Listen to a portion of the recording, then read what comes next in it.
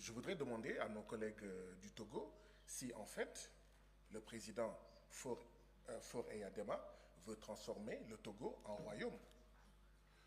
Parce que son père était président du Togo. Son père, que Dieu ait pitié de son âme, meurt. C'est son fils qui devient président. Le fils qui devient président, il ne veut pas quitter la tête du Togo. Je le dis parce que ce que je souhaite pour mon peuple, le Sénégal, c'est ce que je souhaite pour le peuple togolais. Si le président Macky Sall avait fait la même chose que Faure Eyadema, mais on se serait battu, on se serait entretué, mais on ne l'aurait pas accepté. Moi, en tout cas, je ne l'aurais pas accepté. Les Togolais veulent manifester le 11, le 12 et le 13 avril, il interdit. Depuis des mois, depuis des années, Faure Eyadema interdit les manifestations. Il se prend pour qui? Il y a deux jeunes Togolais. Chers collègues, nous sommes au Parlement.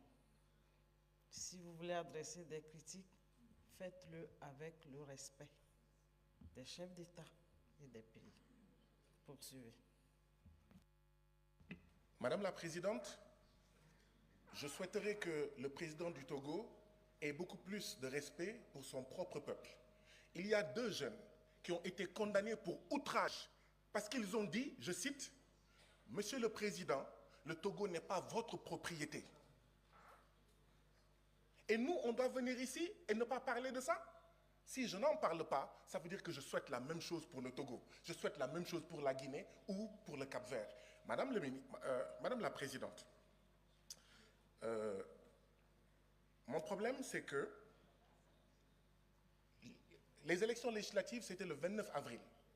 Le 19 avril de la même année, l'Assemblée nationale adopte une nouvelle constitution, 10 jours avant.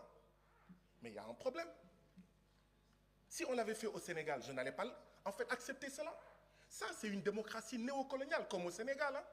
Comme dans tous nos pays, nous avons des démocraties néocoloniales.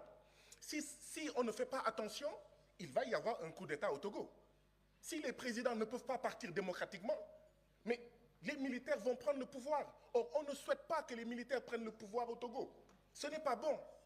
Il faut laisser les populations, d'accord, manifester leur point de vue, manifester, faire des manifestations, etc. Votre temps est écoulé. Je suis désolée pour vous. Votre temps est